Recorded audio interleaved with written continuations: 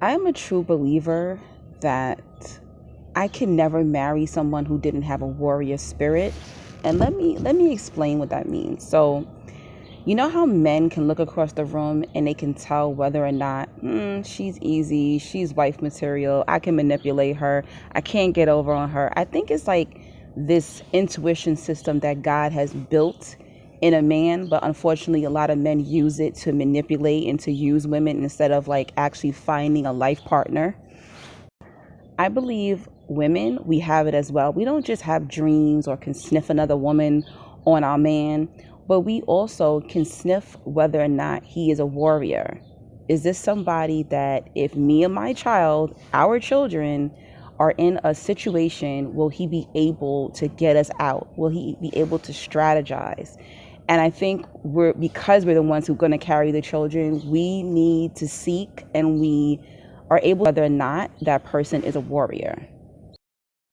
So I remember when I was 18, my mom started dating this nice guy. And a lot of people think because he's nerdy or he's beta or he's monogamous or he's a type that goes from work to home, oh, he's safe. I can marry this guy. And that's not true because not all of those men who seem nice, who seem like a good guy are warriors. And I feel like people who get married need to have a warrior spirit because you're going to go through a lot in your marriage.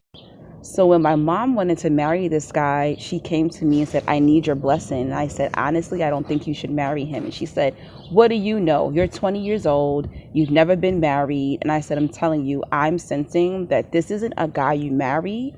This is a guy you date. He doesn't have a warrior spirit. And she was like, girl, what are you talking about? So I remember one day she calls me and she says she has no groceries in her house. And I said, well, did you talk to your husband? And she said, yeah. I said, well, what did he say? And she said, he told me that he doesn't know what to tell me, that they're just not going to have any food in the house. And I was blown away. And that was that thing, not a warrior spirit.